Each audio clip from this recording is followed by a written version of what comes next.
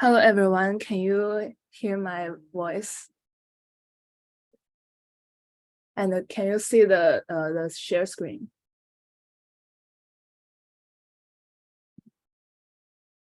Okay. Good afternoon, everyone. So for today, we are gonna do a briefing of the Ee5104 adaptive control CA. So the first briefing is would be about the CA3. In CA3, the objective can be break down into three parts. The first one is to do the calibration of the DC motor sensors. And the second one is adaptive control of angular position with full state measurable and additional original exploration. The third one is adaptive control of angular velocity. And for EE6104 student, they need to do the additional original exploration. And this is a DC motor. There are two sensors required to do the calibration. One is the potentiometer, which is referring to the angular position. And the second one is a tachometer, which is referring to the angular velocity. The related, more detailed information of the DC motor has been given in the CA3 file 02, so you can take a look at that file. Here is the state space realization of the DC motor plant model. The K theta and K omega are the output gains, which will be obtained through calibration. The X1 is a potentiometer output, and the X2 is a tachogenerator output. X1 and X2 are the real-time measurement, and as K omega and the K theta is known, so the theta and omega can be calculated. In addition, both theta and omega are assumed to be measured in real time as well. The state factor is defined as XP equals to the transpose of the matrix theta and omega. Then the state space realization of the plane is formulated as this one. The tau and the K are unknown parameters in AP and G. So this should be tuned by yourself and do some explorations. At first, we assume the AP and G are known, and the control signal is described as U equals to theta X transpose times XP plus with theta R times with the reference signal. Then we plug the control signal into the state space realization illustrated in the last slides to get the following equations, which is this one. The second order reference model is designed, and the transfer function is shown as below. Then the state space realization of the reference model can be obtained as shown on the right side. If we choose the theta X equals to the theta X star, the theta R equals to the theta R star, where theta X star and the theta R star are such constant, then the AM and the GMB can be written with the form of theta X star and the theta R star. The values of omega M and the sigma M should be explored in this CA. After we derive the reference model and perfect model following system, we should know how to design the adaptive control law for this system. Theta X star and the theta R star cannot be calculated since AP and G are unknown. Therefore, we consider adopting them to time-variant gain that follow the particular adaptive law instead of theta X and the theta R. The closed-loop system dynamics is given on the previous slides,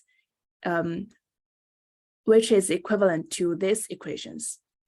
And we define the tracking arrows of the state E, which is defined as E, the arrow, equals to XP minus with XM in the closed loop system, then you can prove that we can make E equals to XP minus XM converge to 0 by applying some adaptive law to the control gain. To prove the Lyapunov stability of the arrow, the pi c x, pi c r, we need to find the Lyapunov function v, which is chosen as this one. The adaptive control law is defined in this black box, where the P is a solution to the Lyapunov equation. AM equals to AM. Okay, is this one the AM transpose times P plus with P times AM equals to minus Q, where the Q is any arbitrarily chosen symmetric positive definite matrix, and the AM must be asymptotically stable. The big gamma is a positive definite diagonal matrix. The small gamma is a positive scalar. If V satisfies all the criteria in the Lyapunov stability theorem, E, pi c x, pi c r are Lyapunov stable. Then we check the criteria one by one. V is a positive definite function. V dot is negative semi-definite, which can be calculated as follows. And notice that this one can be transferred to the minus half times transpose of arrow times Q, then times arrow. Therefore, after we substitute the adaptive control law to this equation, the last four parts would be 0. Then the V dot is proved to be negative semi-definite. And this one is a adaptive controller structure. We can say that the U here is a control signal. And as required, you need to do the MATLAB Simulink simulation. So this is a Simulink diagram you should build by yourself. And this pathway and this pathway is to achieve the adaptive control law, which written in this black box. So then I will do a demo of this CA.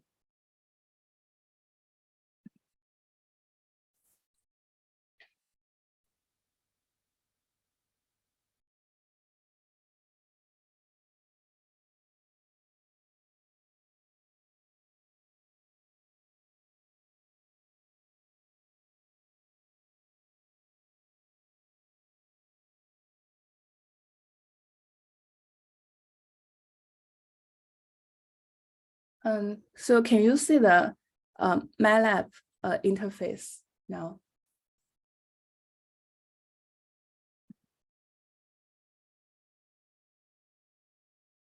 Okay.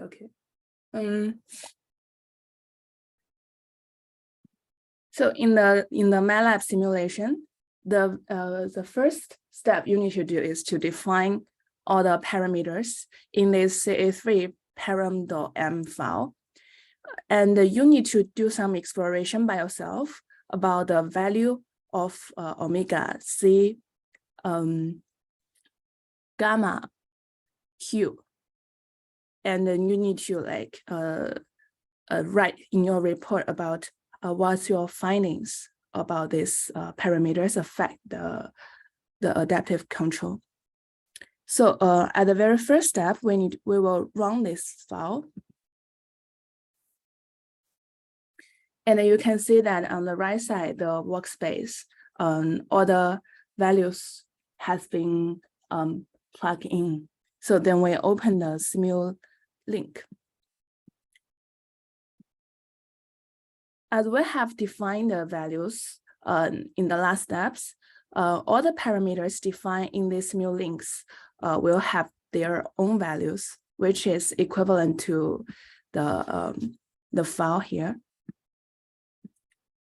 Then you can define how long the program will run. So now I use 500. Then you click the run. then we have some scope to visualize what's the value change. So here, this one is can you see the scope? I clip the graph. So here, this one is referring to the reference model of the position. And we can see that this is nearly a square form.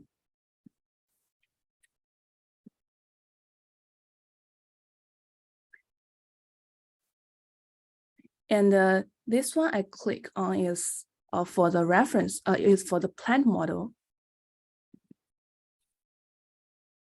Because the gamma I said is a little bit large, so so it can quickly adaptive control to the reference model. Then we can have a comparison about these two signals. We can say that when the time is larger, these two signals are much more close with each other.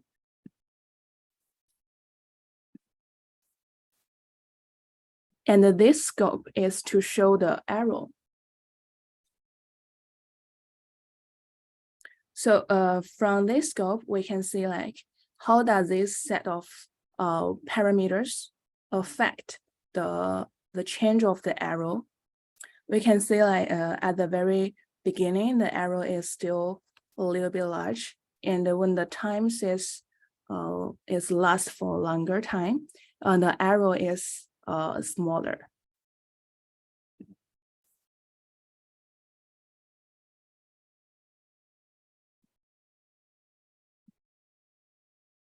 And of course, we can have some try about change the value inside the gamma to see what will happen.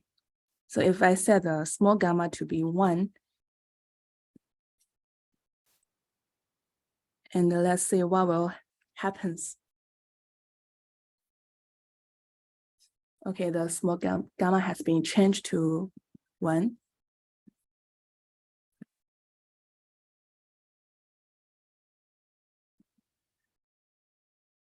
Yeah, we can see like there are some obvious difference between compared with last time. And let's see the arrow.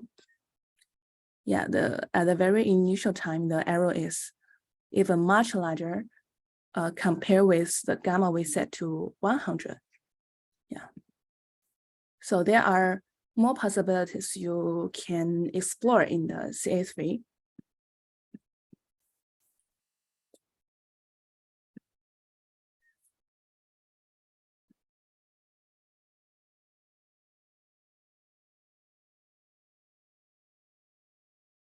Okay, that should be all about Ca3. So do you have any questions?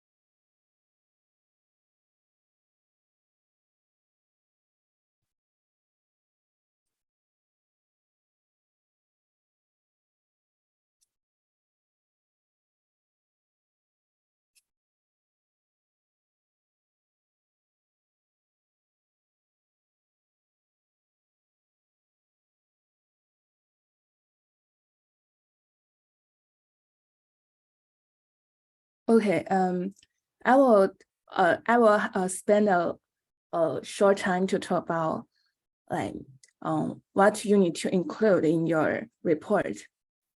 First of all, I think you need to have some a description of what is the objective of this CA. Then you give some introduction about what is the control system design, like some theories behind this CA. Then in the experiment part, you need to describe how does the Simulink diagram build, and you need to discuss about some important parameters. For example, the various choice of reference model state matrix AM, and inside this AM, there should have 2 parameters you need to choose. The first one is a sigma M. The second one is a omega M. So you need to state one by one about how does the value set to these 2 parameters would affect the Simulink performance. Then you can choose different reference command signal, the reference T, and to see what will happen. For example, you can try the square signal and maybe some cosine signal. Yeah. And then you can discuss about the effect of different choice of the design parameters on which is the big gamma, the small gamma, and the Q matrix. And then you can discuss about the effect of possible realistic noise in the measurements to see which set of parameters is more robust to the realistic noise.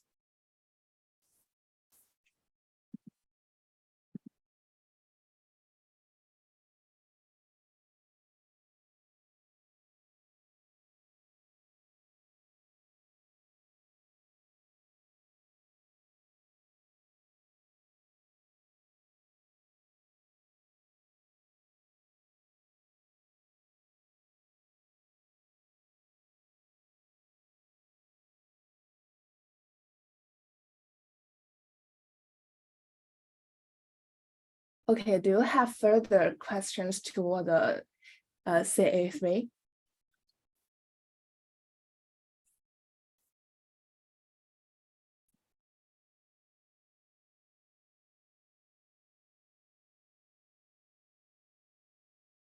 We will have the CA1 briefing tomorrow.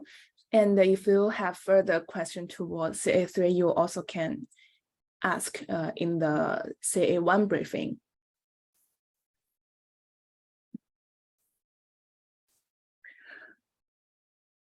Okay, so if you don't have further questions, I think we can end the CA3 briefing sessions. Yeah, thank you for coming.